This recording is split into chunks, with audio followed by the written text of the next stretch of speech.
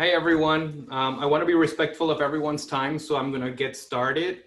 Um, Thanks for joining us for our next campus update. I think that we've had some that have been pretty consistent, and so there isn't going to be too much by way of new information. But I think that given the most recent memo from Vice President Lacroix and UHCC on the next steps for our fiscal year 22 and beyond planning efforts, I wanted to provide a quick and brief update um,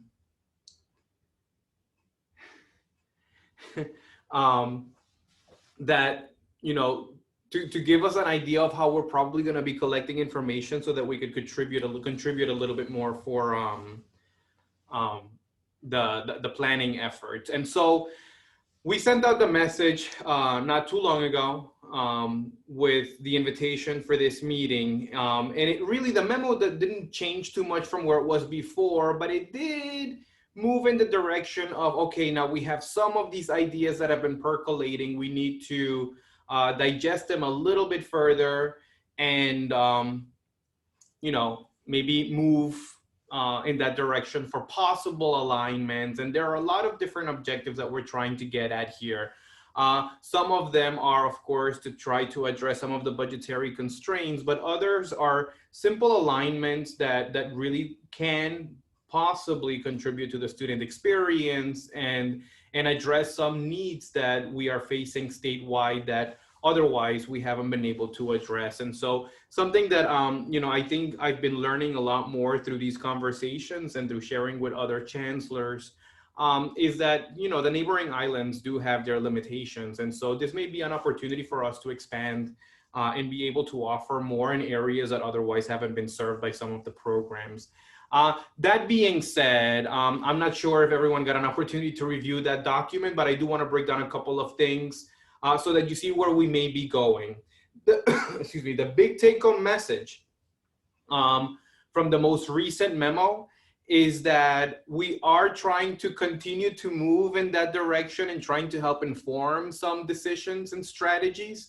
And so there is a call out for more feedback. So if you recall, for version 1 of the memo, we provided a pretty substantive response where we collected feedback through a survey and an ad hoc work group from Campus Council. For the second memo didn't really necessarily ask for too much of feedback, except through existing work groups that have been working across the UHCCs.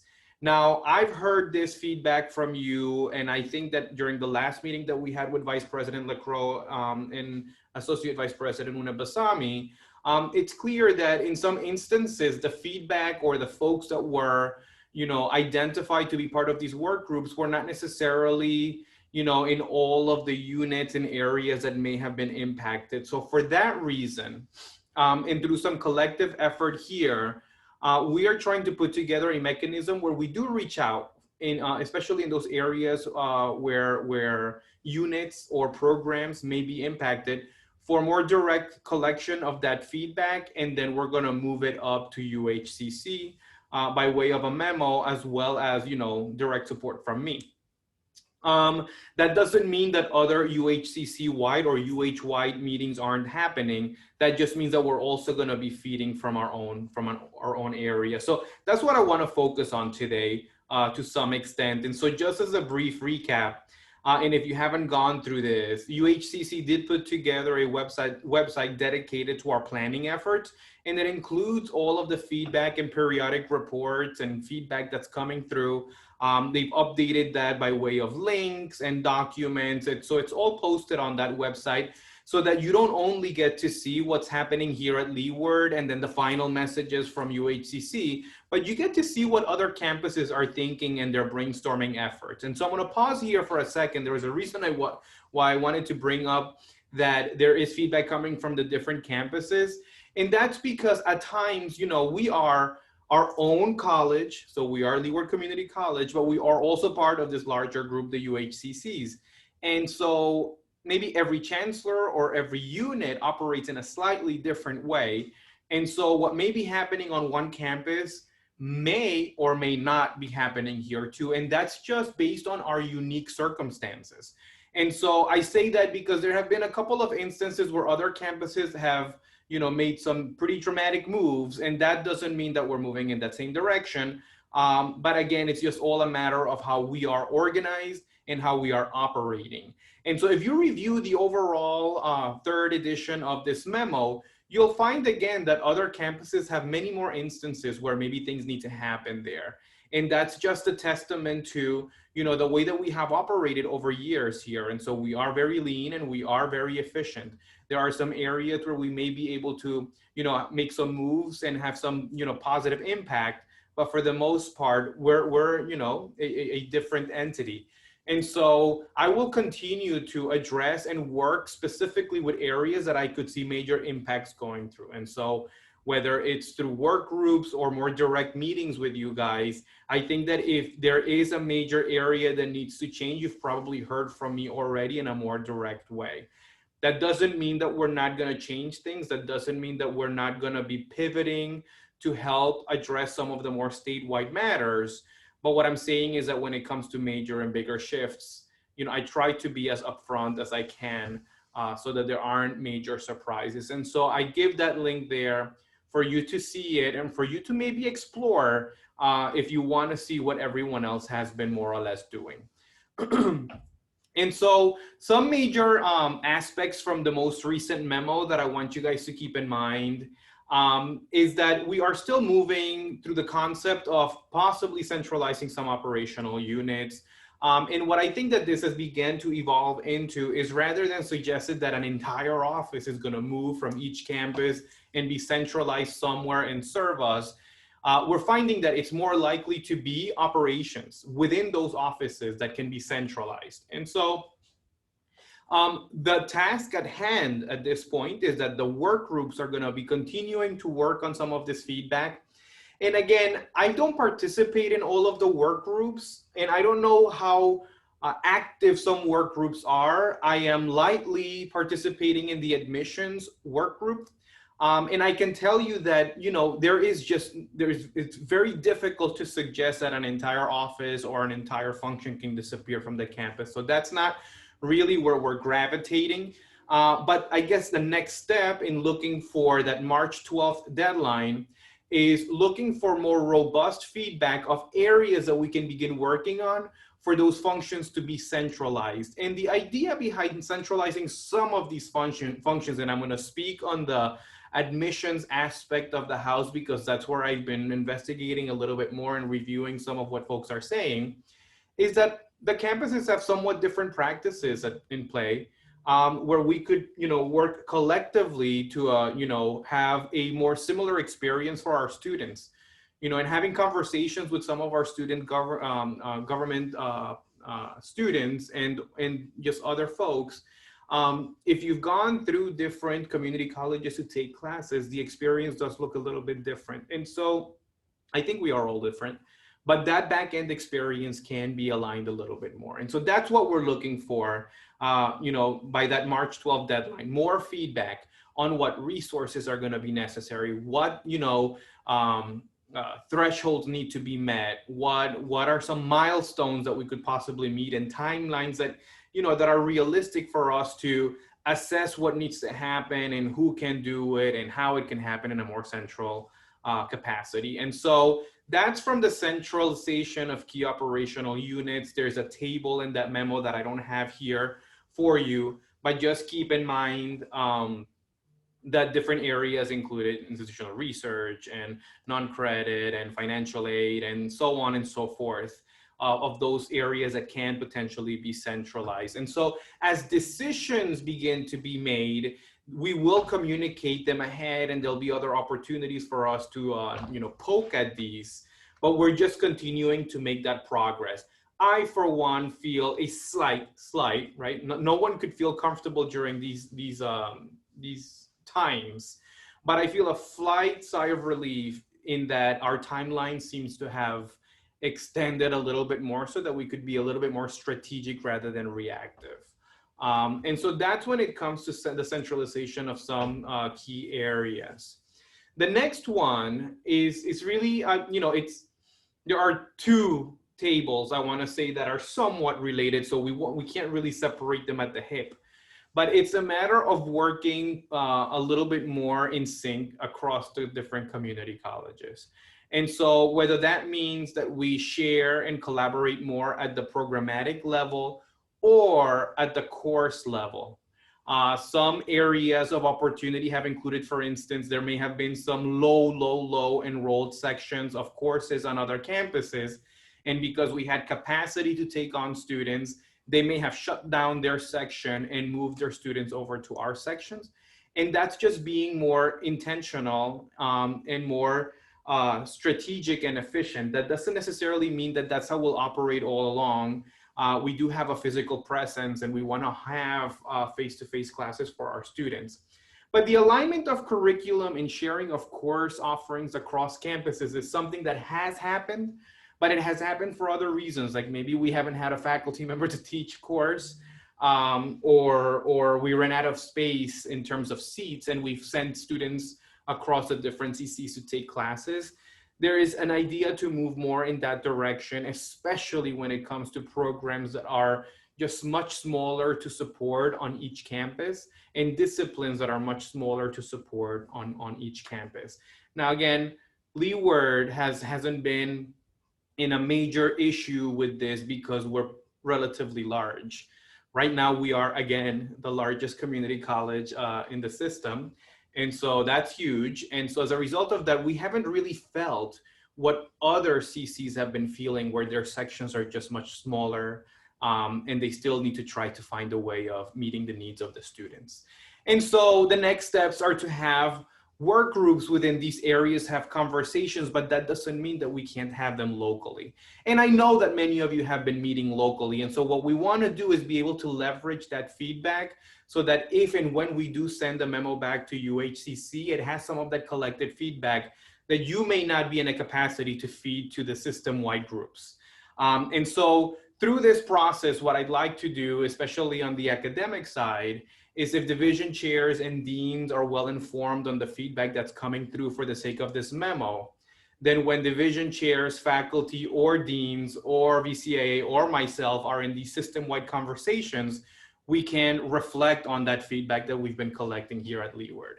And so that's going to be the case for arts and sciences, for CTE courses and programs, just a matter of looking at these areas where efficiencies can be achieved and where more sharing can happen. The avoidance of curriculum duplication is the one that I said that is connected at the hip with the previous one. And so often what happens is that needs will come about and surges of enrollment will come in, and then over time that may not be sustainable. Well, there are some programs that are sufficiently alike within the island of Oahu that have, some struggling enrollment patterns on each of the campuses. And so the idea is try to avoid the duplication of programming. It does help align a little bit more. It streamlines things. It may work for some areas and it may not work for others. The mechanisms in which programmatic sharing can possibly occur is all over the place, right? So it could be more or less like we have education here at Leeward and we offer it statewide. That's a mechanism of sharing programs. So not having the duplication of programs on the different campuses. So we have the one curriculum, the one management, and so on and so forth. There are other, other mechanisms similar to our nursing. Here on campus is really Kapiolani's nursing program. And so the intent is to try to reduce duplication in areas where we can reduce duplication and still provide the services across the different campuses and across the islands. And so come up with the mechanisms in which we can do this. And so again, a couple of different definitions are part of the memo. Programs need to have some of these conversations. Some of these conversations that are happening at the system level. What we would like to get is the Leeward voice into the memo for any and each of these areas.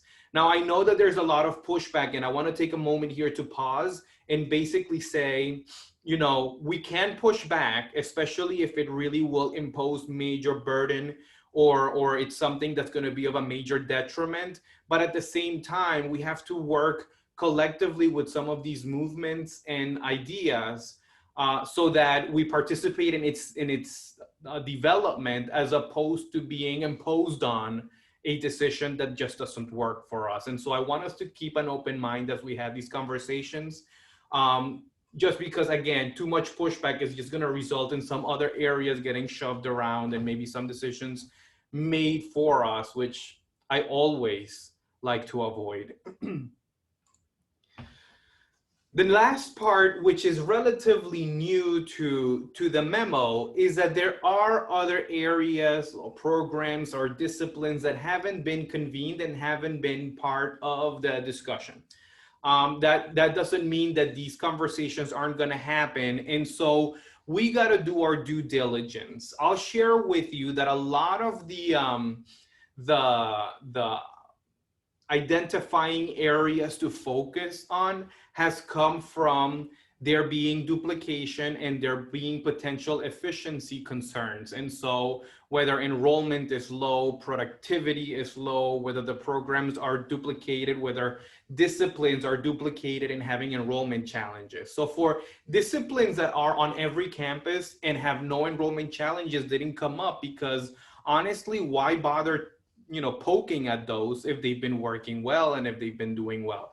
It's areas where there may be some potential concerns. And so as we continue to evolve in this conversation, we may be able to identify other areas. And so the memo identifies other areas that there would like to be system-wide or UHCC-wide dialogue around those programs or disciplines. And so at this point, we're going to be doing some identification of areas locally here at Leeward so that we could have those conversations and have our voices heard at the UHCC level. And what I want to say is, we're not going to be mandating that everyone participate in the feedback collection, but it is really to our benefit that, we do get a lot of participation, because what ends up happening is there isn't going to truly be an opportunity for 200 faculty members to be part of a conversation. But there will be opportunities for individuals to be identified to, represent certain areas. And I think that that's what, most of us have been feeling. Like Carlos is participating in the admissions conversations, but I'm not participating in the, institutional research conversation. And so is the voice really carrying through?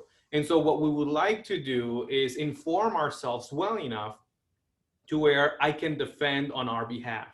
Right? I could bring that feedback a little bit more. And so that our deans and our division chairs and our unit heads and the folks in the admin team can all really just help support our agenda. And so with those meetings, what we would like to do, and in the next slide, share what we're hoping to that could happen, is that division chairs and unit heads will help convene some groups. And these are based on what's already identified in the memo. I think that we've all been exercising, let's focus on what's already on the memo and let's not bring anything else in new. And I think that that philosophy is going to continue working for us for a little while longer. But if we identify other areas that may, come to scrutiny, you may want to bring them up so that we could start addressing those areas. And so through the division chairs and unit heads, I'd like to have these areas identified. And I started creating a list of areas that I think could use a voice. Working with division chairs and unit heads to see if maybe I've missed anyone or any area that we would like to put in there. Nudge folks to have these conversations and begin collecting feedback in a template that we're trying to put together right now. So we should be done with this pretty soon. But the idea behind the template is we do ourselves a major disservice if we provide a mini dissertation as feedback, because we could easily distract from the point, and I'm not sure it carries the same weight. And so we'd like to have a template that includes that feedback in some capacity so that we could have pretty succinct responses, and so that that message carries across a little bit stronger. Now, this feedback will be submitted to a campus council ad hoc group. I haven't had that conversation yet, but I just wanted to share that the similar process that we had before worked relatively well. So I'm trying to leverage that again. in that this group will take all of this feedback and create a succinct response that incorporates all of our different areas. I'll continue having these Zoom meetings, especially because I think that they are really a nice way for us to connect, for me to provide some updates and to get feedback along the way. Um, the idea here is that that group within Campus Council will put together that document and ship it out on March 12th. And so in order for us to do that, the areas that are interested in putting together this feedback need to complete it by March 5th. And so over the next couple of days, you'll start, or maybe even weeks, you'll start to get nudges from your different areas to see if you want to be part of these groups. If you don't hear from anyone, you probably should feel free to connect with your division chair or your unit head to see if there is an opportunity for that feedback to come in some capacity. But we do need that about that week from March 5th through the 12th for the group to really put it together in a meaningful way. And so that's what we have right now by way of process in collecting this feedback. Again, we're not going to twist arms to getting this feedback. But you've probably heard, or at least I hope that you've heard, that if I'm aware of something that's really important for Leeward, I'm going to really represent that. And if I'm not aware of it, it's going to be difficult for me to defend us. And through this document, I think that I'll own up more to that feedback, and it'll provide everyone an opportunity to participate in some capacity. And so I'll pause here. I have a couple of other things for today's update, but I'll open it up. I don't think I got any questions through the link previously sent, but if you have any questions or comments or concerns, you could plop them into the chat. Because I do have a couple of other things that I wanted to update on, but at the very least on this process or on the memo, I'm happy to answer any questions if you have any.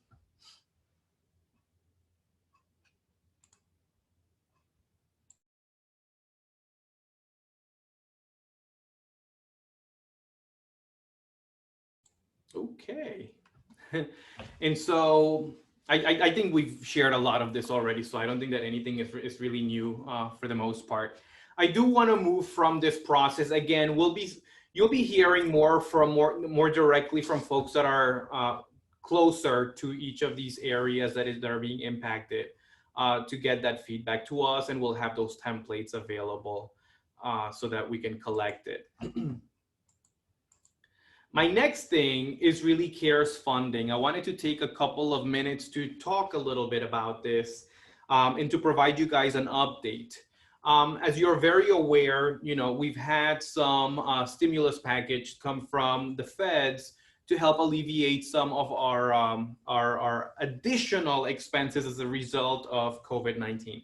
And so one of the things that's really difficult to understand and to even, it's not a matter of understanding it, it's just you're in disbelief that money that's intended to be a relief can be so restricted that it's actually more stressful than relieving. But the CARES funding was supposed to cover expenses that we incurred in addition to what we would typically spend as a result of the pandemic. And so, for instance, additional technology, additional safety and health equipment and material, signage, and all of that is a very easy CARES expense. The only other very clear and evident expense through CARES happens to be direct student support. And so money that goes directly to students. Everything else has been very heavily scrutinized, even though we've had 3 different categories of CARES funding. CARES 1 was direct student support, and we've spent that money. That was $1 million that went directly to the students. Next, we had an additional $1 million that we could use and that we have used for the types of things that we have on campus now to help mitigate some of the social distancing matters, whether it was, barriers and PPE and whatnot. We've also used some of that for, professional development as we transitioned overnight to an online environment. CARES 3, it was $1.8 million, is still $1.8 million that should be used for, it's a little bit more flexible than CARES 2, but still just as restrictive because it needs to fall into those categories that are clearly an impact of the pandemic. and it cannot be used to supplant, right, expenses that you had already budgeted for. There's a little bit of wiggle room on the revenue loss side, but we're still working out the legalities and our capabilities when it comes to that. And so in addition to all of that money, which we have been trying to plan for and working as we continue to operate, some of the CARES 3 funding, we've earmarked a portion of it to go directly to student support. And I should be getting some updates relatively soon on when that can happen and what mechanism is going to be used. Very similar to how we shared some of that direct student support previously. We are expecting to get an additional pretty substantial amount of money in the avenue of close to $5 million as the next wave of CARES funding. A good portion of that money is again intended to go directly into students' pockets. The additional funding is meant to still fall into some levels of parameters that are additional expenses as a result of the pandemic or things that are related to that. And so we've had some asks out there for ideas and or proposals that we could fund through CARES dollars. Some of them that have come in, we've had issues trying to align them to what's, to what the feds are looking for in terms of compliance and spending that money.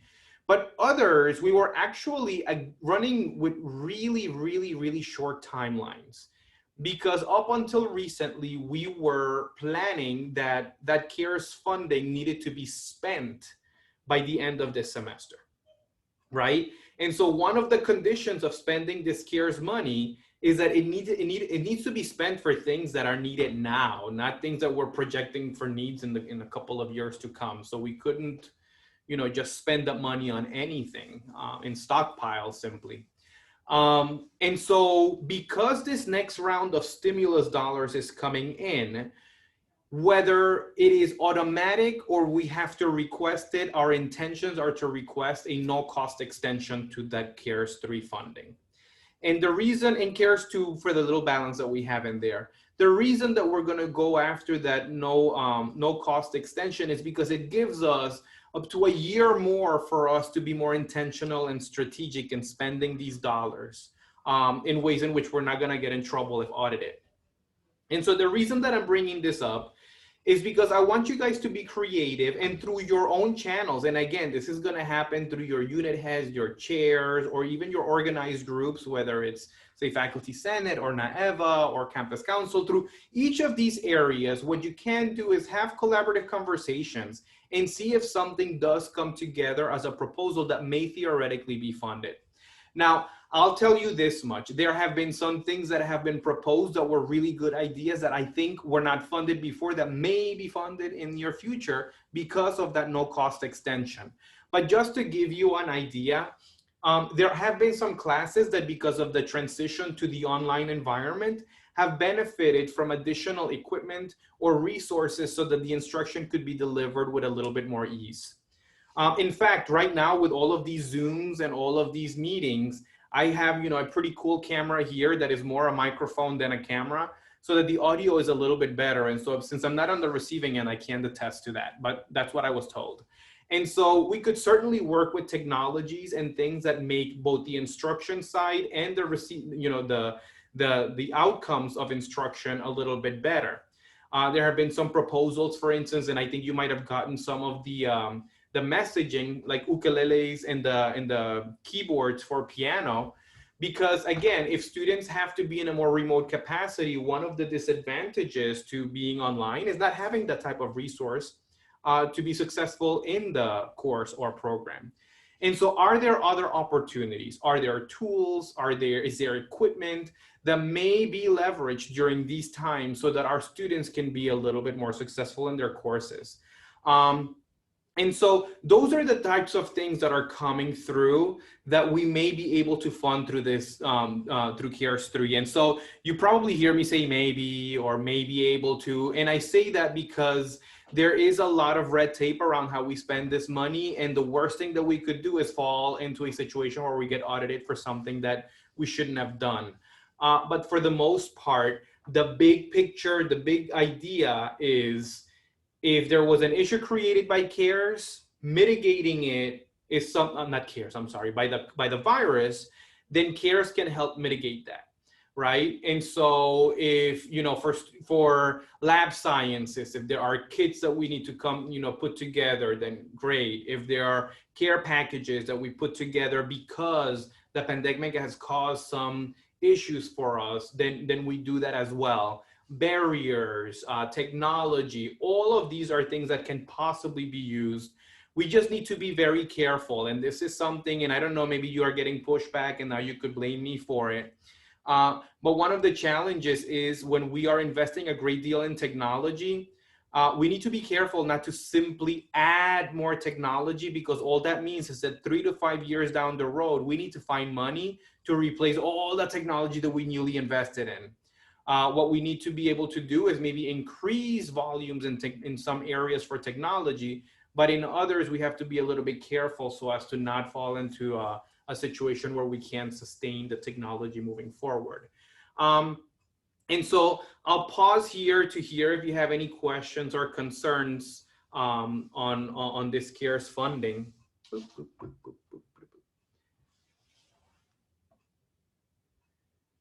So, Betty, I'm not really sure, but I think that we've had some technologies that have become available. And so where I've had to really settle down and hunker down a little bit on is if we are adding additional technology that already exists, then it may be mobilizing that technology and not having additional technology. So maybe it'll be like, having a laptop in place of a desktop. But when I then 5 years down the road, when we need to replace technology, it'd be almost impossible for me to be able to sustain a desktop and a laptop. And so technologies is part of it. And so if there are additional needs, I think that the ideal situation would be to work through your division chairs, and then maybe like Leanne's area to see where we could go with that technology. I can't answer on the specific details, but technology is certainly one of those areas that we can invest in, because we are delivering so much more of our instruction and services online. So that's where we have invested quite a bit of resources.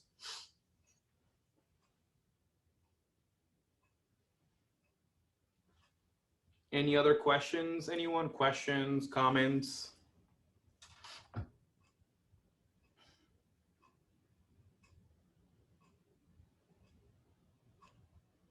Okay, I'll give you guys a little bit more time to think up if there's anything else, but just know that we're going to be working with, the division chairs and unit heads to really try to gather some of this feedback that is necessary.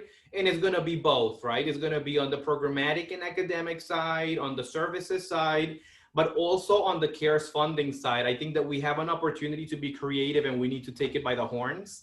I think that some of you are very aware that I've been having some of these conversations with some groups to see how we could leverage some of this funding. And this is just yet an even stronger opportunity for us to leverage this out. And so I'll stop here, because I know if there isn't anything new, I don't want to hold you guys back. I know that classes are still happening and that we're all super busy. But just know that my intent is really to collect as much of this feedback so that I could be much more supportive of our intentions. And at the same time, so that we could make the best use of our resources during these times. And so with that CARES funding, I had gotten a question previously, which I did want to address and I forgot to, is that because of the guidance on how we are allowed to spend that money, we can't just simply supplant our G funds that are being reduced. On the flip side, the state is able to do that. So the state's relief packages can be utilized to supplement areas where there are gaps. But for higher ed institutions, the monies that we've received, at the very least for state agencies, the way that we are funded, we can't simply take the CARES money and slip it into the G funds that we are not going to be receiving. But we are hopeful that future stimulus packages are able to help sustain some of the states like ours that are going to have more long-term impacts over the pandemic. And so I wanted to say that because in as much as we'd love to do it, I mean, if you combine the initial 3.8 million and another 4.8 million that we're getting, that's a lot of money that we've received as an institution, but we were not able to supplant the G fund, the G funds. And so, whew, again, with that, you guys, I'll stick around for a minute or two if there are additional questions, but otherwise, oh.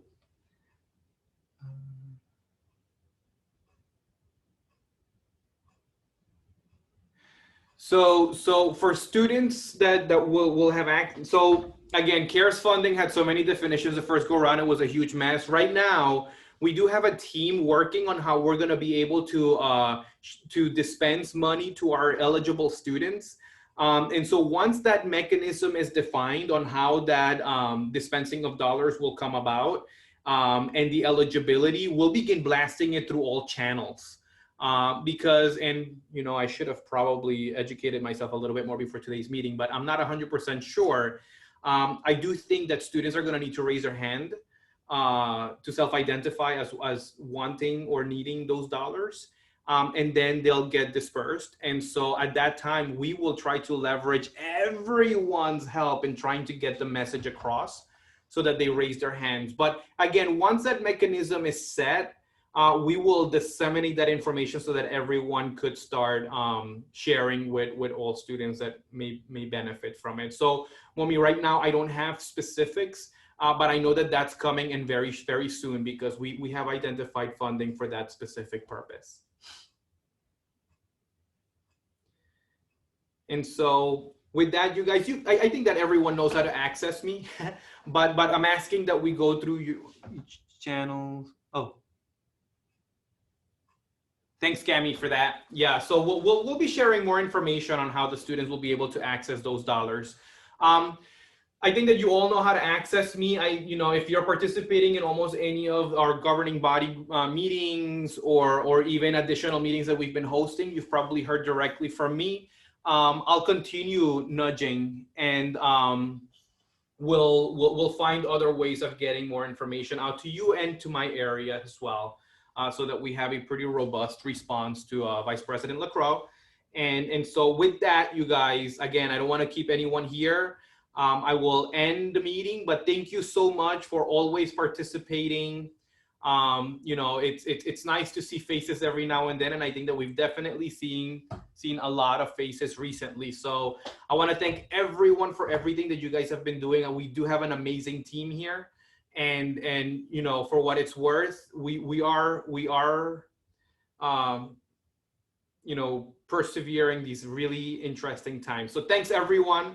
Have a great rest of your week. Have an amazing weekend, and hope to read quite a bit from your feedback.